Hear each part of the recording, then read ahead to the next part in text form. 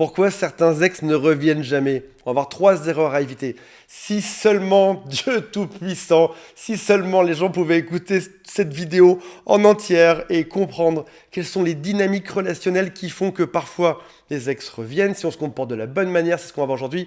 Et parfois, malheureusement, les ex ne reviennent pas parce qu'on a fait des erreurs qui sont flagrantes qu'on va voir aujourd'hui. L'objectif de cette vidéo, que vous compreniez comment ça fonctionne et que vous fassiez comme ça avec votre main, en disant mais c'est exactement ça que j'aurais dû faire pour que ça fonctionne. Ou c'est ça que je vais faire pour que ça marche. Certains me disent, Antoine, pourquoi ça ne fonctionne pas dans notre couple alors qu'on a tout pour que ça marche et surtout qu'on s'aime. On aurait tout pour que ça fonctionne aujourd'hui.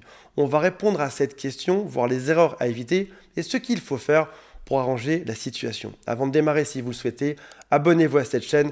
Il y a aussi un quiz qui s'appelle « Quelles sont mes chances de récupérer mon ex ?» qui est juste en dessous. Et toute mon équipe vous attend au téléphone. On ne fait que ça de notre vie. On ne sait faire que ça. C'est aider les couples à se remettre ensemble. C'est juste en dessous. Il y a un lien pour prendre rendez-vous. On va commencer par distinguer le cerveau logique et émotionnel. On va démarrer un peu perché dans cette vidéo et on va revenir sur du concret par la suite. Le cerveau émotionnel. Je vous évite tous les détails techniques de la neurochirurgie pour savoir comment ça fonctionne. C'est toutes vos émotions. Typiquement, c'est je l'aime, je l'aime, je l'aime. Je l'aime, c'est l'homme de ma vie, c'est la femme de ma vie, mais qu'est-ce que je l'aime. Chaque seconde passée loin de cette personne m'écrase au sol, comme si ma vie n'avait plus aucun sens sans elle. Ça, ce sont toutes les émotions que vous avez. On a tout pour être heureux. On pourrait s'aimer et que tout soit si simple entre nous deux. Et au passage, si tu as un doute, je te le confirme maintenant. Oui, tu aimes ton ex. Si tu regardes cette vidéo, en tout cas, c'est qu'il y a de grandes chances que tu l'aimes. Et dans l'autre sens, oui, ton ex t'aime aussi de manière gigantesque. Mais, parce qu'il y a un mais, ton ex t'aime, mais pas à n'importe quel prix. Et j'ai envie de dire que s'aimer est un bon prérequis pour être ensemble ou pour avoir été ensemble. Bien évidemment, on ne reste pas ensemble si on ne s'aime pas. Donc aujourd'hui, ton ex t'aime, mais pas à n'importe quel prix. Et puis après, une fois qu'on a compris ce cerveau émotionnel, toutes les choses qui font qu'on pleure, qu'on ne dort pas, qu'on se réveille la nuit, qu'on espère tant que ça que l'autre nous contacte, il y a aussi le cerveau logique. Beaucoup moins drôle, le cerveau logique. On va y revenir dans un instant. Dans ce cerveau logique, il y a quelle est la vraie intention de chacun et quelles sont nos valeurs dans ce couple. Je t'avais dit que c'était beaucoup moins drôle. Et malheureusement, c'est ce dont on va parler aujourd'hui, on va parler du cerveau logique. Faisons un exercice tout simple, on commence par toi, on fera ça pour ton ex juste après. Quelles sont tes valeurs aujourd'hui? Tu vas me dire Antoine, c'est très simple, j'aime la gentillesse, j'aime la générosité. Très bien, moi aussi. Mes valeurs, typiquement ce que j'aime, c'est la fidélité, la générosité, l'engagement, la communication. Mais il y a peut-être beaucoup d'autres valeurs que tu aimes en réalité, comme la stabilité, l'ouverture d'esprit, le dépassement de soi. En réalité, si tu tapes la question dans Google, tu tapes liste de valeurs, tu vas tomber sur plus de 200 valeurs qui existent. Je prends n'importe quel site au hasard qui parle de ça. Il serait bien que tu détermines, toi, les valeurs que tu as dans ta vie. Déjà, sans être en couple, et éventuellement, mes valeurs aussi, lorsque je suis en couple avec quelqu'un. Et puis par extension de ces valeurs, c'est qui je suis réellement, qu'est-ce que je veux, qu'est-ce que j'aime, ça peut être aussi qu'est-ce que j'attends de l'autre. Si ma valeur c'est la fidélité, j'attends la même chose de l'autre. Et puis par extension, quels sont tous les projets qu'on va pouvoir créer ensemble qui suivent à ces valeurs. Si par exemple j'ai comme valeur la stabilité, peut-être que par extension, je veux être stable car j'ai des projets par rapport à ça. Si la fondation de ma maison, si les fondations c'est la stabilité, peut-être que dessus je veux y construire une maison, avec éventuellement des enfants dedans, ou alors une belle famille recomposée, ou simplement vivre à deux tranquillement. Ou encore, si c'est le dépassement de soi, mes valeurs, peut-être que mon projet de vie, c'est les voyages. En tout cas, je dois avoir la carte de qui je suis, de ce que je veux, car je ne suis pas défini que par mon couple. J'ai déjà en moi une somme de valeurs. Une fois que tu as fait cette liste de valeurs pour toi, oui, je sais que l'exercice est pénible. On y arrive dans un instant, tu vas tout comprendre. Quelles sont les valeurs de mon ex? Parce que par défaut, on se dit... mes valeurs, qu'importe, je vais m'adapter à l'autre. Ou alors, j'ai quelques valeurs, l'autre est différent, et on verra par la suite. Mais finalement, on peut vite arriver dans un couple où on ne connaît même pas les valeurs de l'autre, ni même ses propres valeurs. Comment est-ce qu'un couple peut avancer si on n'a pas défini les règles du jeu, si on n'a pas défini ce qu'on voulait, quelles étaient nos envies initiales? Donc, premier exercice, prends une feuille, marque dessus tes valeurs, et éventuellement, si tu y arrives, marque pour ton ex quelles sont ses valeurs. C'est extrêmement important, je te recommande vraiment de le faire parce que ça va conditionner toute la suite. Ensuite, une fois que tu as cette liste de valeurs, regardons les actions dans votre couple. Ce qu'on va faire, c'est la chose suivante. On va enlever toutes les paroles, toutes les promesses, tout ce qui a été dit dedans, comme si vous étiez deux personnages d'un film muet. Regardons juste les actions, qu'est-ce que chacun vous avait apporté dans ce couple, de manière très lucide. On va revoir toute votre histoire. Je vous invite même à revoir ou à rejouer dans votre tête toute votre histoire.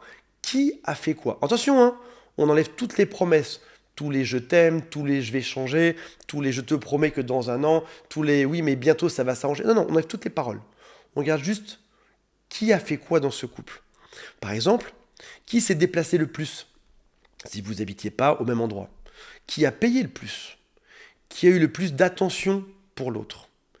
Qui s'est sacrifié à chaque fois qu'il y avait un choix à faire? Qui a été plus attentif dans ce couple?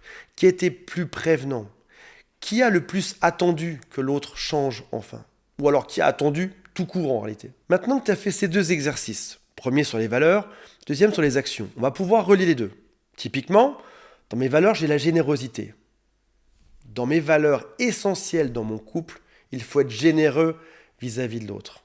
J'aime la générosité. J'ai été, si je regarde lucidement les actions, j'ai été généreux vis-à-vis de l'autre, mais je n'ai jamais reçu de cadeau. Il n'y a jamais eu de geste de sa part. Peut-être. Ou alors ce que j'aime, c'est l'ouverture d'esprit, la communication, et là, il n'y en a pas eu dans ce couple-là. J'aime les attentions, c'est que de ma part que c'est venu. J'ai envie de voyage, l'autre n'a jamais fait d'effort. D'un point de vue logique, est-ce que ce couple a un sens? En gros, est-ce que les valeurs que tu incarnes sont aussi incarnées par l'autre? Est-ce que les actions que tu aimerais voir ont été incarnées par l'autre? Et j'ai envie de te dire que dans l'autre sens, est-ce que tu as su écouter les valeurs de l'autre? Est-ce que tu as su observer ses actions? Est-ce que tu as réagi de la bonne manière par rapport à ça? D'un point de vue émotionnel, bien sûr, vous vous aimez. Génial, c'est chouette. Votre peau, l'ADN, les odeurs, tout correspondait. Vous étiez fait pour vous prendre dans les bras l'un de l'autre. Mais maintenant, est-ce qu'au niveau des actions et des valeurs, est-ce que ce couple avait réellement un sens ou pas? Ce qui mène à la question suivante, que tu t'es peut-être posée, c'est est-ce que je dois souffrir dans ce couple en attendant que l'autre change? Ou est-ce que simplement je dois aller partir ou voir ailleurs? Ou même rester seul? Et si tu t'es pas posé cette question-là, est-ce que ton ex ne s'est pas posé cette question-là? Ton ex qui a certaines valeurs, qui a mis certaines actions en place, on ne parle pas de paroles, qui a agi d'une certaine manière. Est-ce qu'il n'a pas attendu certaines choses de toi, qu'il n'a pas reçues malheureusement? Quand on se quitte, c'est rarement par hasard sur un coup de tête. Ça a été une somme de choses. Ça a été surtout une somme de valeurs qui étaient différentes ou qui ont été mal comprises. Les valeurs et les actions qui n'ont pas été égales des deux côtés. J'en arrive aux questions qui font mal. Parce que tu n'as peut-être pas la réponse à ça. Quelles sont les valeurs de ton ex? Déjà, est-ce que tu les connais? Est-ce que tu pourrais me les citer en commentaire en dessous? Mon ex avait les 3 valeurs principales, A, B et C. Les voici, je les connais par cœur. Est-ce que si tu les connais, déjà je pense qu'il y a une personne sur deux qui ne les connaît pas, peut-être même bien plus en réalité. Est-ce qu'une fois que tu les connais, tu as placé les bonnes actions en face? Là, je pense que sur ces deux questions, on a déjà perdu 99% de l'assemblée. Et la troisième question, c'est combien de temps mon ex a attendu que je change? Et attention, tu vas me dire, Antoine, c'était pas à moi de changer, c'était à l'autre de changer. Quand on pense comme ça, c'est simplement que nos valeurs sont différentes. L'autre attend certaines choses, toi t'attends d'autres choses. Mais comme vos valeurs sont radicalement différentes, c'est comme un dialogue de sourds, on ne se comprend pas à la fin, on n'est pas alignés sur les mêmes bases de vie. Les 3 erreurs essentielles qui font que l'autre ne revient pas, c'est qu'on n'a pas défini nos propres valeurs et on n'a pas écouté les valeurs de l'autre, et qu'en plus, on n'a pas respecté nos propres valeurs ou celles de l'autre. Deuxième grosse erreur, c'est de dire des paroles sans mettre en face des actions, ou de croire les paroles de l'autre sans forcément attendre des actions de sa part. Et la dernière erreur, c'est de ne pas se poser cette question aujourd'hui. Si tu te poses cette question aujourd'hui, tu as déjà résolu une immense partie de ta reconquête amoureuse. Quelles sont les valeurs que j'ai? Quelles sont celles de mon ex? Quelles sont les actions qui ont été mises en place? Et quelles pourraient être les actions que je mets en place demain pour résoudre ceci? Et je peux te dire une chose, si tu reviens vers ton ex avec les bonnes valeurs, les bonnes intentions, les bonnes actions, il y a toutes les chances du monde que vous vous remettiez ensemble et que vous soyez enfin heureux ensemble. Voilà mes amis. Désolé vous êtes un peu rentré dedans. Aujourd'hui, c'était en tout cas pour une bonne chose, pour faire que ça s'arrange au final. Si jamais vous avez du mal à définir tout ceci, les valeurs, les actions et tout le reste, mon équipe est là pour ça. Il y a un lien qui est juste en dessous. Salut à tous, bye.